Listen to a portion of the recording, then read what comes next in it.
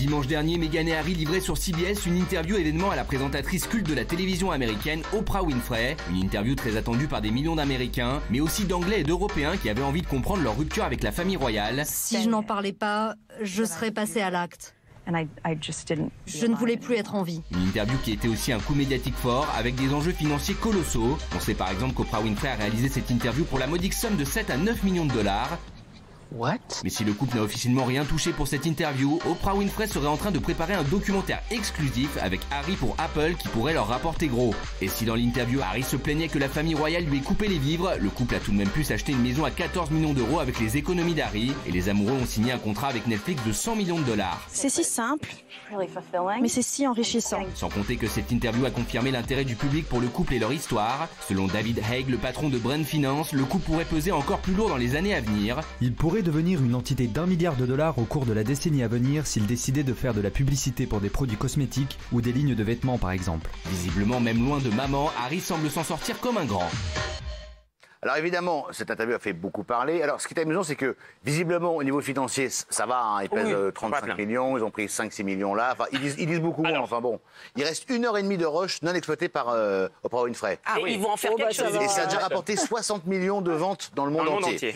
Alors, ils sont quand même pleins, ces pauvres petits, parce que, eh oui, le père de Harry a coupé les vivres. Mon Dieu, il a coupé les vivres.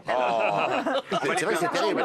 Comment s'en sortir quand on s'appelle Harry et Meghan? Franchement, c'est compliqué, regardez. Ah, on l'a pas. On l'a pas. C'est pas grave. Je mets un indice, on l'a pas. Un indice en bas de chez vous, on l'a pas. Émilie. Mais non, mais moi je comprends tout à fait, je suis désolée.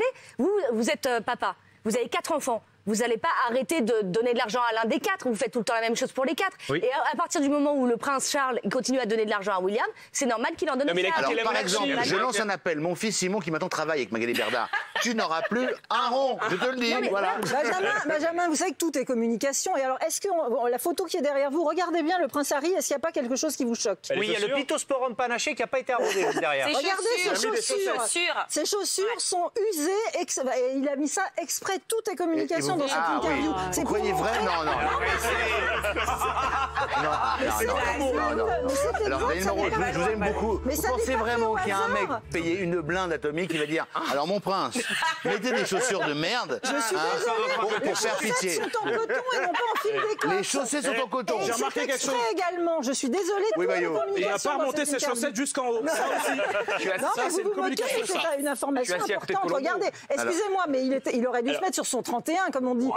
Regardez ses chaussures. Il est pas ça.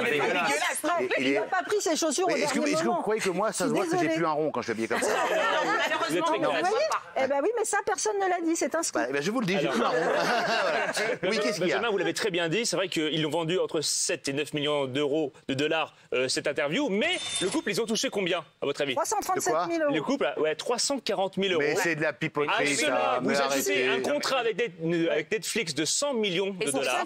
Je vais vous dire que s'ils se sont fait avoir par Oprah Winfrey, qui n'ont touché, entre guillemets, que 300 000 $, c'est que c'est vraiment des Herman de affaires. Plus un nouvel accord avec Apple Plus et la série documentaire sur les maladies mentales. Moi, je vous dis franchement, cette interview, bon, elle était sympathique, mais elle est un peu scandaleuse quand même. Franchement, voilà. Ça peut vous plaît, évidemment. Allez, on va avancer.